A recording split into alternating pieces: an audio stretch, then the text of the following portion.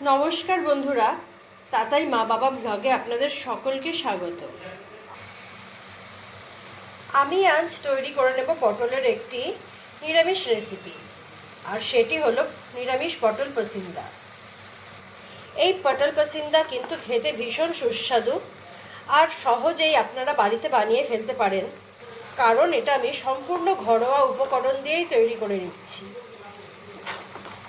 তাহলে দেখে নিন আমি আজকে এই নিরামিষ পটল পসিন্দা কিভাবে তৈরি করছি।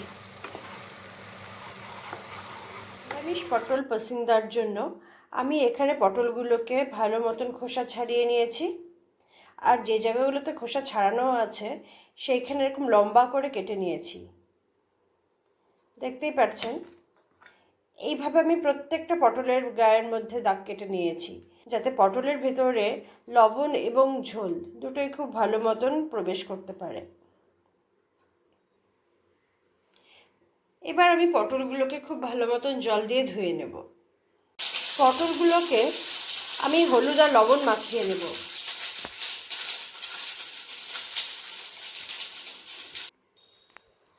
এদিকে আমি কড়াইয়ের মধ্যে দিয়ে দিয়েছি সরষে তেল, আর তেলটাকে আমি কড়াইয়ের গায়ে খুব ভালো মতন লাগিয়ে নিলাম।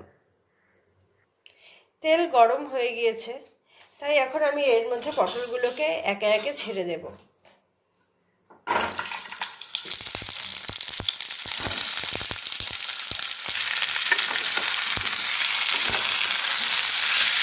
এবার আমি গ্যাসের আঁচটাকে একদম সিম করে দেব, আর পটলগুলোকে একটু নেড়ে চেড়ে ভেজে নেব।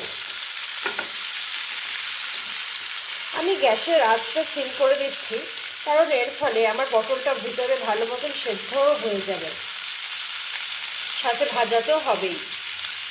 আপনারা চাইলে এখন এই অবস্থাতে সেদ্ধ নাও করতে পারেন। আপনারা আঁচ বাড়িয়ে পটলটাকে ভেজেও নিতে পারেন শুধু। এদিকে আমি এখন মশলা তৈরি করে নিচ্ছি, আর তার জন্য আমি মিক্সিতে দিয়ে দিচ্ছি একটা টমেটোকে টুকরো টুকরো করে কেটে। তার মধ্যে দিচ্ছি অল্প একটু আদা, সাথে দিয়ে দিচ্ছি গোটা ধনিয়া, গোটা জিরে,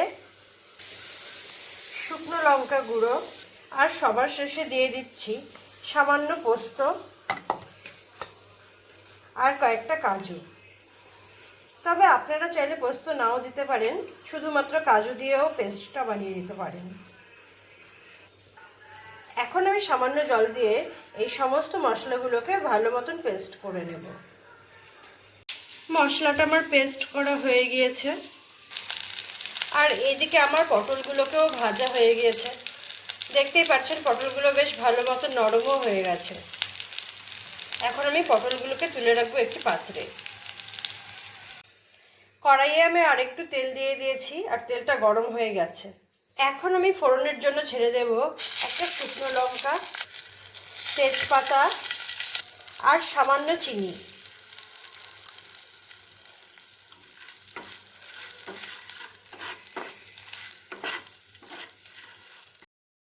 এখন আমি এর মধ্যে বেটে রাখা মশলাগুলোকে ছেড়ে দিলাম।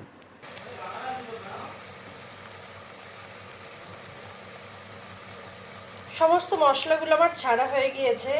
এখন আমি এর মধ্যে দিয়ে দিচ্ছি সামান্য হলুদ।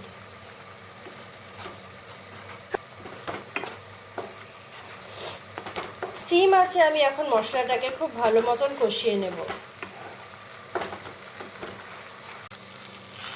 মশলাটা খুব ভালো মতন কষে গিয়েছে। এখন আমি এর মধ্যে দিয়ে দিব জল। তবে আপনারা চাইলে সামান্য দুধেরও ব্যবহার করতে পারেন।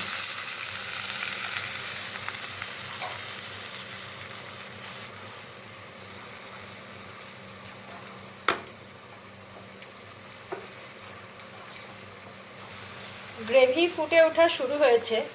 এই সময় আমি এর মধ্যে দিয়ে দিব পটলগুলোকে।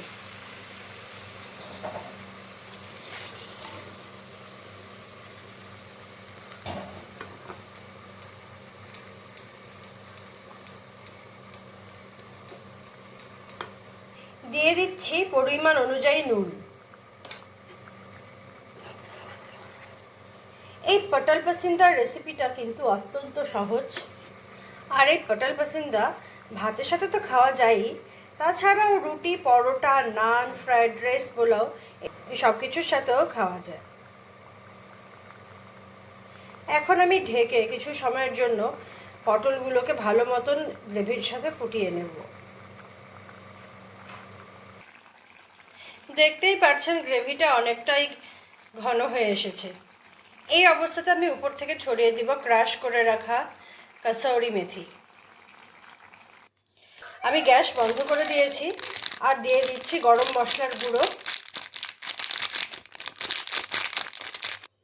আর যেহেতু এটা একটা নিরামিষ রান্না, তাই আমি দিয়ে দিচ্ছি সামান্য ঘি। এবার এই সব কিছুকে আমি খুব ভালো মতো নেড়ে নিচ্ছি আর ঢাকনা দিয়ে কিছু সময়ের জন্য ঢেকে দিচ্ছি। তাহলে বন্ধুরা, আপনারা দেখতেই পাচ্ছেন আমার নিরামিষ পটল পসিন্দা কত সহজে আমি বাড়িতে বানিয়ে ফেললাম। আপনারাও কিন্তু নিরামিষ দিনে খুব সহজেই এই পটল পসিন্দা বাড়িতে বানিয়ে নিতে পারেন। আমার রেসিপিটি যদি আজকে আপনাদের ভালো লেগে থাকে, তবে অবশ্যই আমার ভিডিওটিকে লাইক করে দেবেন এবং আমার চ্যানেলটিকে সাবস্ক্রাইব করে আমার পাশে থাকবেন। আজকের মতন আমি আমার ভিডিওটি এখানেই শেষ করছি। ধন্যবাদ।